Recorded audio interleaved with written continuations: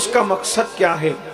دیکھیے، جو دنیا کے اندر بہت سارے لوگ جیتے ہیں، بہت سارے لوگ مرتے ہیں، بہت سارے لوگ دنیا میں آتے ہیں، بہت سارے لوگ دنیا سے چلے بھی جاتے ہیں، مگر ہر بندے کا عرس نہیں ہوتا۔ دنیا کے اندر بڑے بڑے بادشاہ موجود ہیں لیکن ان کے عرس نہیں ہوتے، اور اگر کوئی ان کا عرس کرے بھی تو اس عرس میں اتنی عقیدتوں کے ساتھ لوگ نہیں آ سکتے، اتنی بڑی تعداد میں لوگ جمع نہیں ہو سکتے۔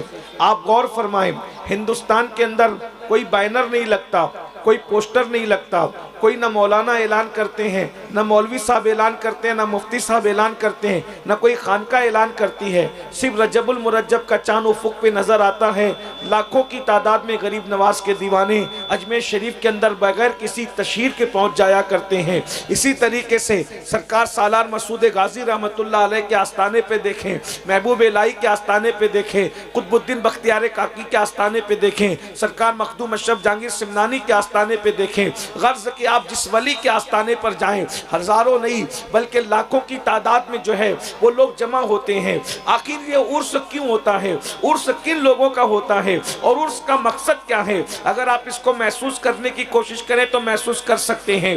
دنیا کے اندر لوگ آتے بھی ہیں اور آ کر دنیا سے چلے بھی جاتے ہیں۔ جو دنیا کے لیے جیتے ہیں ان لوگوں کا عرس نہیں ہوتا۔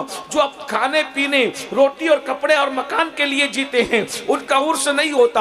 عرس اللہ اکبر ان لوگوں کا نہیں ہوتا جو دنیا کے بن کر کے دنیا کی محبت میں جیتے ہیں، بلکہ ان کا عرس ہوتا ہے جو دنیا میں آ کر آخرت کی تیاری کرتے ہیں، جو دنیا میں آ کر اللہ کو راضی کرنے کی کوشش کرتے ہیں۔ میرے بھائیوں، اللہ رب العزت نے ہمیں اور آپ کو دنیا میں بھیجا، ہم بھی دنیا کے اندر اپنی زندگی کو گزار رہے ہیں۔ یہ دنیا مال جمع کرنے کی جگہ نہیں ہے، یہ دنیا گناہ کرنے کی جگہ نہیں ہے، یہ دنیا عیاشی کی جگہ نہیں ہے، یہ دنیا آوارگی کی جگہ نہیں ہے، یہ دنیا پاپ کرنے کی جگہ نہیں ہے۔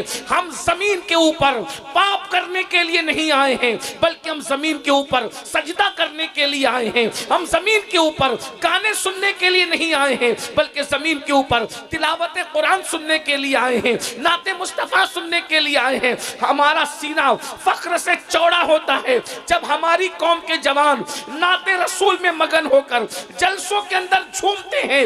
جس طریقے سے آپ جلسوں میں نعت رسول سے دلچسپی دکھاتے ہو، کاش کہ اپنے کمرے میں جب تم تنہا رہو تو اس وقت بھی نعت سے ایسی ہی محبت ہو جیسے تم جلسے میں نعت رسول سے محبت کرتے ہو۔ خدا کی عزت کی قسم یہ بات کہہ دوں میرے جوانوں، عشق رسول کے نام پہ منافق نہ بنو۔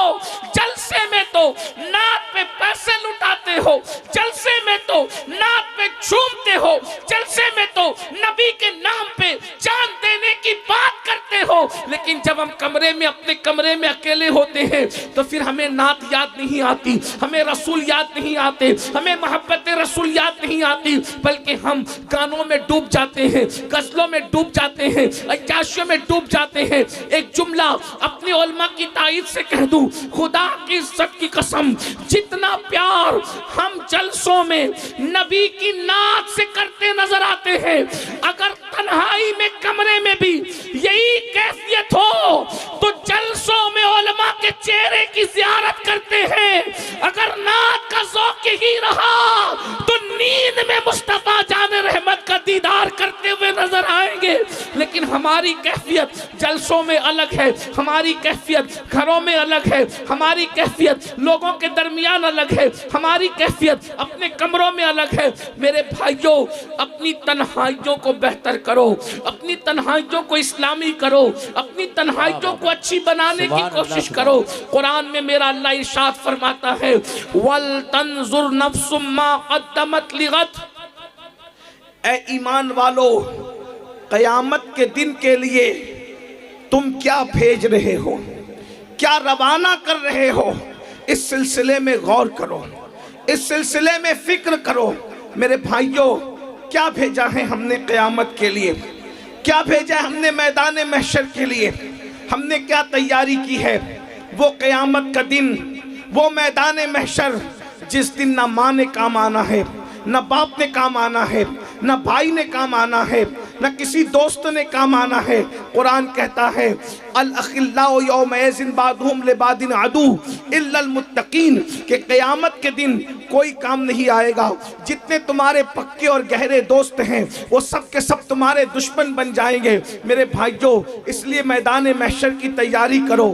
بس میں آپ کے سامنے یہ بات رکھوں، آج ہمارا تو غسل بھی درست نہیں، ہمارا تو وضو بھی درست نہیں، ہماری تو نمازیں بھی ہمیں پڑھنا نہیں آتی، بلکہ کلمہ شریف کا ہم ترجمہ بھی نہیں جانتے، لیکن اس کے باوجود بھی ہماری کیفیت یہ ہے کہ ہم جنت کے ٹھیکیدار بنے ہوئے ہیں، ہم آنکھ بند کر کے بیٹھے ہوئے ہیں، مولانا ہم تو مخدوم صاحب کے ماننے والے ہیں، ہمیں جنت نہ ملے گی تو کس سے ملے گی، ہم تو غوث پاک کے ماننے والے ہیں، ہمیں جنت نہ ملے گی تو کس سے ملے گی، ہم نے تو علماء کے چہرے کی زیارت کی ہے، ہمیں جنت نہ ملے گی تو کس سے ملے گی۔ مگر یاد رکھو وہ صدیق اکبر جن کے بارے میں اہل سنت کا متفقہ نظریہ ہے، اجماعی عقیدہ ہے، افضل البشر بعد الانبیاء بالتحقیق، نبی کے مصلی کا پہلا امام، امت رسول میں سب سے افضل ترین ہستی، نبیوں کے بعد سب سے بڑا مرتبہ اللہ نے جس ہستی کو عطا فرمایا وہ ذات سیدنا صدیق اکبر کی ہے۔ قرآن مقدس جن کے خطبے پڑھے، توریت میں جن کا ذکر ہے، انجیل میں جس کا ذکر ہے، زبور میں جس کا ذکر ہے، وہ صدیق اکبر جب آخرت کو یاد کرتے ہیں، قیامت کو یاد کرتے ہیں، میدان محشر کو یاد کرتے ہیں، تو صدیق اکبر کی آنکھوں میں آنسو آتے ہیں۔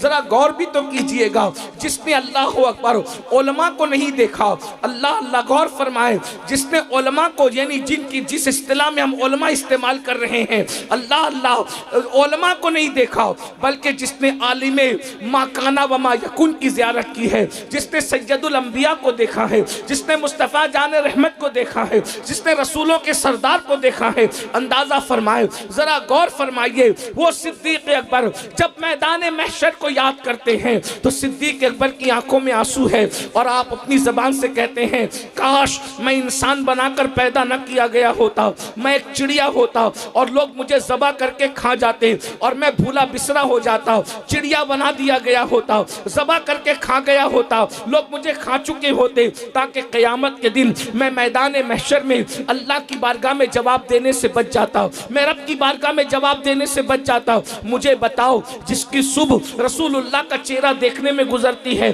جس کی شام رسول اللہ کا چہرہ دیکھنے میں گزرتی ہے، وہ صدیق اکبر یہ کہہ رہے ہیں کہ کاش میں انسان بنا کر پیدا نہ کیا گیا ہوتا، میں ذبح کر دیا گیا ہوتا چڑیا کی شکل میں، تاکہ اللہ کی بارگاہ میں جواب دینے سے بچ جاتا۔ آپ مجھے بتائیں، وہ اللہ کی بارگاہ میں جواب دینے سے بچنے کے حوالے سے یہ باتیں کریں، اور آج اللہ ہماری زندگی گناہوں سے بھرپور ہے، برائیوں سے بھرپور ہے، عیاشیوں سے بھرپور ہے، جرائم سے بھرپور ہے۔ میرے بھائیو بتاؤ، ہم اللہ کی بارگاہ میں کیا جواب دیں گے؟ ہم رب کی بارگاہ میں کیا جواب دیں گے؟ اللہ اکبر، وہ سیدنا فاروق اعظم اللہ جن کو دیکھ کر شیطان اپنا رستہ تبدیل کر دے، وہ فاروق اعظم ایک مرتبہ سیدنا جبریل علیہ السلام کہتے نظر آئے، یا رسول اللہ، اگر میں حضرت عمر، حضرت نوح علیہ السلام کی عمر لے کر کے آؤں، اور یہ جو بار بار ہم اسٹیج سے اعلان کرنا کہ بیٹھ جاؤ، ہم آپ پہ ظلم کر رہے ہیں، یہ ہاں، کیونکہ بھئی جب جگہ ہی نہیں ہے تو آپ بیٹھو گے کہاں؟ تو جگہ نہیں ہے، آپ نے بڑی محبت دی۔ اچھا 2 جملے کہہ دوں میں؟ ہاں بس 2 جملے سن لیں میری طرف سے، میری گزارش ہے، آپ سب سلامت رہو، با کرامت رہو۔ بس یہ اللہ تبارک و تعالیٰ نے جلسے میں آنے کی توفیق دی، نمازوں کی پابندی کیجئے، اپنے ماں باپ کی فرما برداری کیجئے، اپنے بچوں کو پڑھائیے۔ ہمارے ماہرہ شریف کے سرکاروں نے ایک نعرہ دیا تھا کہ آدھی روٹی کھائیں گے، بچوں کو پڑھائیں گے، تو اپنے بچوں کو پڑھائیے۔ دنیاوی ایجوکیشن کم سے کم اپنے بچوں کو اتنا دیجئے کہ ہر بچہ بچی گریجویٹ بن جائے، اور مذہبی ایجوکیشن اتنا دیجئے کہ ہمارے گھر میں بچہ پیدا ہو تو اذان ہم خود ہی دیں، بقرعید کے موقع پہ قربانی ہم خود ہی کریں، فاتحہ کا موقع آئے تو فاتحہ ہم اپنے گھر میں خود ہی کر سکیں، اور اگر اپنے باپ کا یا ماں کا انتقال ہو جائے تو ہم اپنے ماں باپ کا جنازہ خود ہی پڑھا سکیں۔ اتنا دنیاوی علم آپ کے پاس ہونا چاہیے۔ اور تیسری بات، مالدار بنیے، کہ غربت کبھی کبھی انسان کو کفر تک لے جاتی ہے۔ مالدار بنیے، کوشش کیجئے، موبائل چرا کے مالدار مت بنیے، لاٹری کھیل کے مالدار مت بنیے، 2020 پر جوا کھیل کر مالدار مت بنیے، بلکہ تجارت کر کے مالدار بنیے، محنت کر کے مالدار بنیے، کیونکہ اللہ نے حلال میں برکت رکھی ہے، حرام میں برکت نہیں ہے۔ تو اب میں امید کرتا ہوں آپ دیندار بنیں، نیک بنیں، مالدار بنیں، ایجوکیشن پہ محنت کریں۔ اور آخری بات، جو سلوک آپ نے محبتوں کا میرے ساتھ کیا ہے، آئندہ کسی کے ساتھ مت کیجیے۔ السلام علیکم ورحمۃ اللہ۔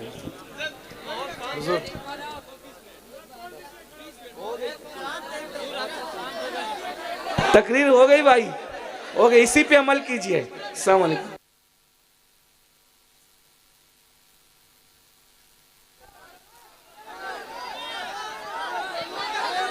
چلیے چلیے سلام پڑھیے، سلام پڑھیے۔ یا نبی سلام علیہ۔ آپ کیا سمجھتے ہیں؟ یاد رکھیے اچھی طرح سے، علی مرتضیٰ اس ہستی کا نام ہے، اللہ اکبر، جن کا ذکر اللہ رب العزت نے آسمانی کتابوں میں فرمایا ہے۔ ابھی وقت ہوگا تو وہ باتیں آئے گی، آپ سنیں گے۔ اللہ اکبر، علی اس ہستی کا نام ہے کہ اللہ اکبر، جس جنگ میں مولا علی تشریف لے گئے، علی پوری زندگی کبھی کوئی جنگ ہارے ہی نہیں۔ مولا مشکل کشا نے زندگی کی ہر جنگ جیتی ہے۔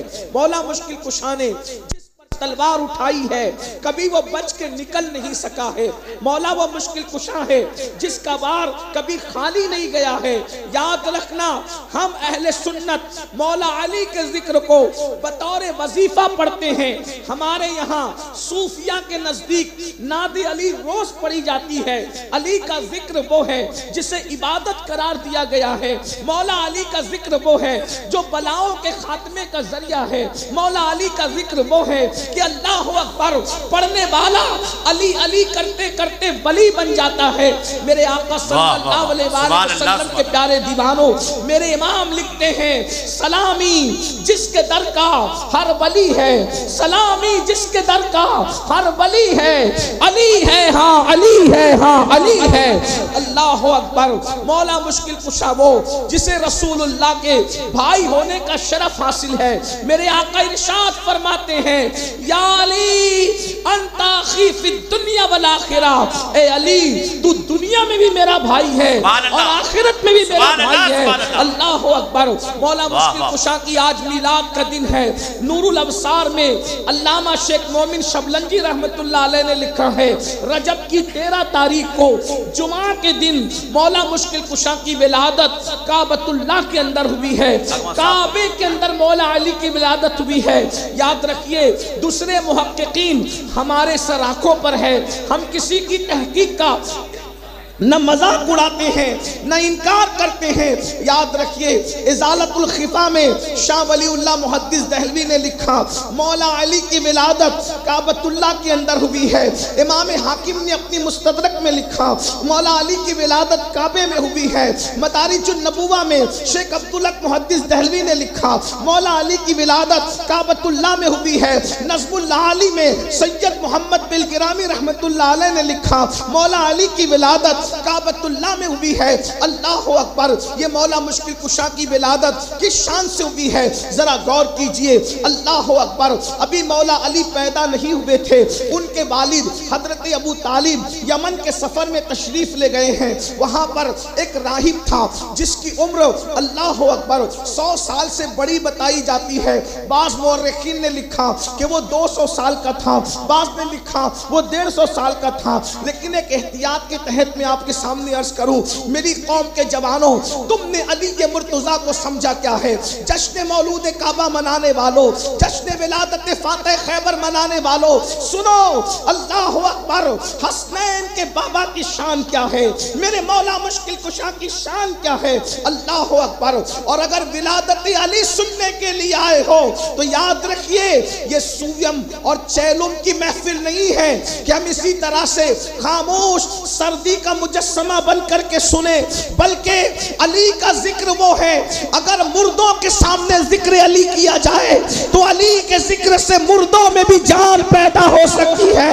محفل میں سننا گھاٹا کیسے ہو سکتا ہے؟ سنیے، غور سے سنیے، دلوں میں جائز مرادیں لے کے سنیے میرے مولا کی شان کیا ہے۔ اللہ اکبر۔ حضرت ابو طالب یمن کے سفر میں ہے، ایک بڈھا راہب جو ہے اللہ کی بارگاہ میں دعا کرتا ہے، میرے اللہ آخری نبی کے کسی رشتہ دار سے میری ملاقات کرا دے، اس لیے کہ پتہ نہیں میری سانسیں کتنی بچی ہوئی ہے، پتہ نہیں میری سانسیں کتنی بچی ہوئی ہے، آخری نبی کو میں نے دیکھنا ہے یا نہیں دیکھنا مجھے نہیں پتا، میرے اللہ مجھے زیارت کرا دے ان کے خاندان کے کسی فرد کی۔ دراصل سر شام سے آپ ذکر مولا مشکل کشا سن رہے ہیں، مجھے نہیں پتا مجھ سے پیشرو مقررین نے آپ سے کیا باتیں کی، لیکن مجھے جو کرنی ہے میں آپ سے باتیں کر رہا ہوں۔ اللہ اکبر۔ اس کا نام مشرم بتایا جاتا ہے، اس راہب کا نام مشرم بتایا جاتا ہے۔ مشرم دعا کر رہا ہے، اللہ آخری نبی کو میں نے نہیں دیکھا، پتہ نہیں دیکھ سکوں گا یا نہیں دیکھ سکوں گا، مجھے ان کے خاندان کے کسی فرد سے میری ملاقات کرا دے۔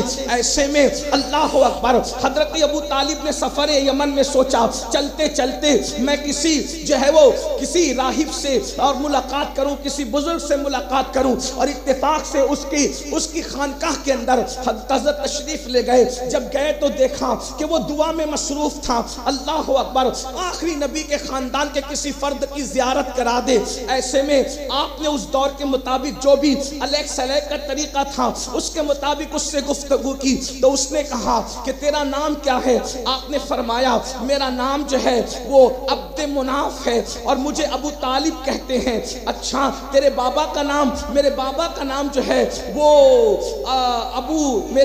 میرے بابا کو عبد المطلب کہا جاتا ہے۔ تیرا خاندان کون سا ہے؟ بنو ہاشم قبیلے سے تعلق رکھتا ہوں۔ شہر کون سا ہے؟ مکے کا رہنے والا ہوں۔ تو کہا اچھا تم مکے کے ہو، ہاشمی ہو، تمہارا نام عبد مناف ہے اور تمہیں ابو طالب کہا جاتا ہے، مجھے عمران بھی کہا جاتا ہے۔ اللہ اکبر۔ تو کہا اللہ کیا تیری بیوی مراد سے ہے؟ اللہ اکبر۔ اس نے ڈائریکٹ سوال کیا کیا تیری بیوی مراد سے ہے؟ آپ نے فرمایا مجھے اس کا علم نہیں کہ میری بیوی مراد سے۔ کہا سن تو آخری نبی کا سگا چچا ہے، ہماری کتابوں میں لکھا ہوا ہے تو آخری نبی کا سگا چچا ہے، اور جب آخری نبی کی عمر 29 سال کی ہوگی تو اس وقت نبی کے چچا کے گھر میں ایک بیٹا پیدا ہونے کے آثار ظاہر ہوں گے۔ جب نبی کی عمر 29 سال کی ہوگی، 29 سال آخری نبی کی عمر ہوگی، تو ان کے گھر میں ایک بیٹے کی ولادت کے آثار ظاہر ہوں گے جو ولیوں کا سردار ہوگا اور ان کا خلیفہ ہوگا۔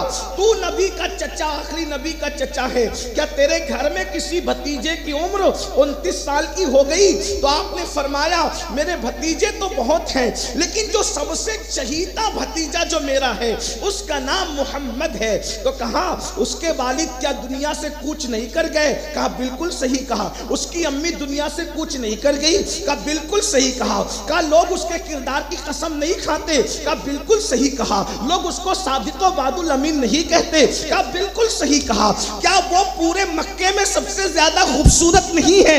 کہا یہ بھی بالکل صحیح کہا۔ کہا سن اگر تجھے پتا نہیں ہے لیکن یہ مبارک بات لے کر کے جا کہ تو پھر سے باپ بننے والا ہے اور تیری بیوی مراد سے ہے، اس لیے کہ ہماری کتابوں میں لکھا ہے کہ جب آخری نبی 29 سال کے ہو جائیں گے تو اس وقت علی کی پیدائش ہوگی جو ان کا وزیر بھی ہوگا، ان کا خلیفہ بھی ہوگا۔ کہا میں تیری بات پر کیسے یقین کر لوں؟ اللہ اکبر۔ اس نے کہا بتا کہ تو کیا چاہتا ہے؟ تو کہا آپ سچے ہیں، اس کی کوئی سند مجھے چاہیے۔ تو کہا کہ سن کیا چاہتا ہے، کس طریقے کی سند چاہتا ہے؟ تو کہا یہ جو سامنے درخت ہے اس کے لیے دعا کر دیجئے کہ یہ درخت پھر سے ہرا ہو جائے۔ اس نے ہاتھ اٹھا کے دعا کیا اے اللہ اگر میں سچا ہوں تو یہ درخت کو ہرا کر دے۔ حضرت ابو طالب کہتے ہیں کہ جیسے ہی میں اس نے دعا کی وہ درخت فوراً ہرا ہو گیا۔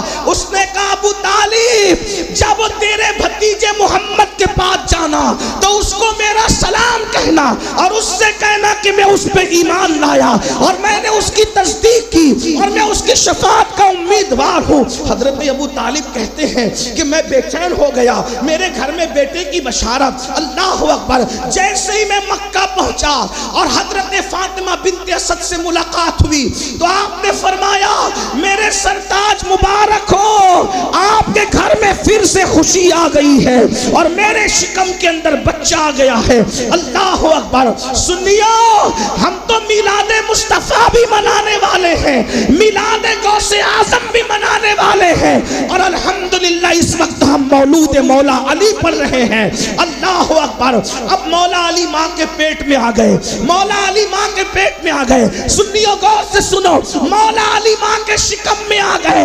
ارے کوئی 40 سال میں بھی پہچان نہ سکا نبی کو، کوئی 50 سال میں بھی پہچان نہ سکا نبی کو، کوئی 60 سال میں بھی پہچان نہ سکا نبی کو، کوئی بڈھا ہو کے مر گیا نبی کو پہچان نہ سکا۔ میرا علی وہ ہے جو ماں کے پیٹ میں بھی نبی کو پہچانتا۔ واہ واہ، نعرہ تکبیر، نعرہ رسالت، جشن ولادت فاتح خیبر۔ سبحان اللہ۔ ماں کے پیٹ میں شعور کیا ہوتا ہے، ماں کے پیٹ میں شعور کیا ہوتا ہے، لیکن علی اس ہستی کا نام ہے جو ماں کے پیٹ میں بھی پہچانتے ہیں نبی کو۔ ابھی نبی نے نبوت کا اعلان نہیں کیا، ابھی اعلان نبوت نہیں ہوا، علی کو معلوم ہے نبی کون ہے۔ جب علی کو معلوم ہے تو نبی کو کیوں نہیں معلوم؟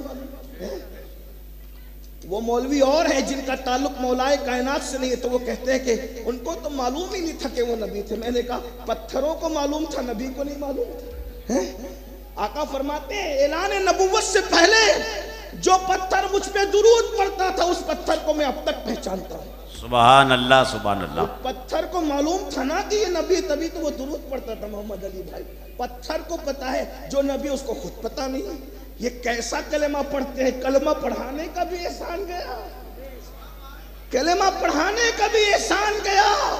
پتھر کو معلوم ہے کہ یہ نبی ہے، وہ درود پڑھ رہا ہے۔ اور ایک بات بتاؤں، جب نبی نہیں تھے تو پتھر کی آواز کیسے سننی تھی؟ اندازہ تو فرمائے، جب نبی نہیں تھے تو پتھر۔ بہرحال یہ عنوان الگ سا ہے۔ مولا مشکل کشا ماں کے شکم میں، توجہ ہے آپ کی۔ میں آپ کو بار بار نہیں کہوں گا چندے کی اپیل کے طور پر کہ آپ مجھے ساتھ کچھ بولیں، اس لیے کہ میں تو وہ آدمی ہوں فقیر قادری کہ آپ کے عشق کا امتحان لینا چاہتا ہوں کہ کچوچا شریف والے علی مرتضیٰ کی مولود کو کیسے سنتے ہیں۔ ہاں، ورنہ اگر آپ نہیں بولتے تو میں بھی نہیں بولوں گا۔ لیکن یاد رکھنا، میں اکثر سنیوں کو کہتا ہوں، سنیوں، اصلاح معاشرہ کی جب ہم تقریر کرتے کوئی سنے نہ سنے ہمیں کوئی پرواہ نہیں ہوتی، لیکن جب اپنے آقاؤں کا ذکر کرتے ہیں تو پھر ہم سمجھتے ہیں کہ ذکر ایسے سنا جائے کہ قریب سے گزرنے والا بھی بولے کہ واقعی کوئی عاشق لوگ بیٹھے ہیں اور کسی محبوب کا ذکر ہو رہا ہے۔ ہاں، سنیے ذکر علی مرتضیٰ، کھل کھل کر اور کھل کھل کر کے سنیے۔ ماں کے شکم میں مولود کعبہ کی آمد ہو گئی، اب چچی ہے۔ حضور نے پوری زندگی مولا علی کی امی کو کبھی چچی کا رشتہ نہیں لگایا۔ فرماتے ہیں میری ماں کے بعد یہ میری ماں ہے، جسے فاطمہ بنت اسد کہتے ہیں۔ میری ماں کے بعد یہ میری ماں ہے۔ بلکہ ایک بات اور بتاؤں، بزرگوں کے نام پہ اپنے بچوں کے نام رکھے جاتے ہیں۔ رسول اللہ کو مولا علی کی ماں سے اتنا پیار تھا کہ حضور نے اپنی سب سے چہیتی بیٹی کا نام اپنی چچی کے نام کی نسبت سے فاطمہ رکھا۔ سبحان اللہ۔ غور تو کیجئے۔ بہرحال ماں تھی، رسول اللہ کی امی کے بعد ماں کا پیار کسی نے دیا تو وہ فاطمہ بنت اسد ہے۔ لیکن چچی بھتیجے کے لیے کبھی کھڑی نہیں ہوتی احترام میں۔ آپ جانتے ہیں چچی جس کو ماں کا درجہ ہے بھتیجے کے لیے احترام میں کھڑی نہیں ہوتی۔ لیکن معمول بھی یہی تھا، جب تک حضور گھر میں آتے تھے بیٹھی رہتی تھی کیونکہ چچی تھی نا۔ بڑوں کو کھڑے ہونے کی ضرورت نہیں ہے، اور جو بڑوں کو کھڑا کرنے کی کوشش کرے پھر وہ اچھا انسان بھی نہیں ہے نا۔ تو حضور کے آنے پر چچی بیٹھی رہتی تھی۔ حضور سے بڑا کون ہو سکتا ہے؟ لیکن ابھی چچی کو کچھ پتا نہیں تھا۔ لیکن جس دن سے مولا علی ماں کے پیٹ میں آئے، جب بھی حضور تشریف لاتے تھے فاطمہ بنت اسد اٹھ کر کھڑی ہو جاتی۔ جب بھی حضور آتے تھے، کب؟ جب مولا علی ماں کے شکم میں آ گئے، جب بھی حضور تشریف لائے بنت اسد کھڑی ہو گئی، جب بھی حضور آئے بنت اسد کھڑی ہو گئی۔ ایک دن حضرت ابو طالب نے پوچھا فاطمہ او اسد کی بیٹی، تو جب جب محمد آتے ہیں اٹھ کر کھڑی کیوں ہوتی ہے، کھڑے ہونے کی وجہ کیا ہے؟ تو اس وقت انہوں نے جواب دیا میرے سرتاج، جس دن سے یہ بچہ میرے پیٹ میں آیا ہے جب جب محمد آتے ہیں وہ مجھے بیٹھنے نہیں دیتا، اندر سے ایسے اشارے کرتا ہے کہ میں اٹھ کر کے کھڑی ہو جاتا۔ سبحان اللہ سبحان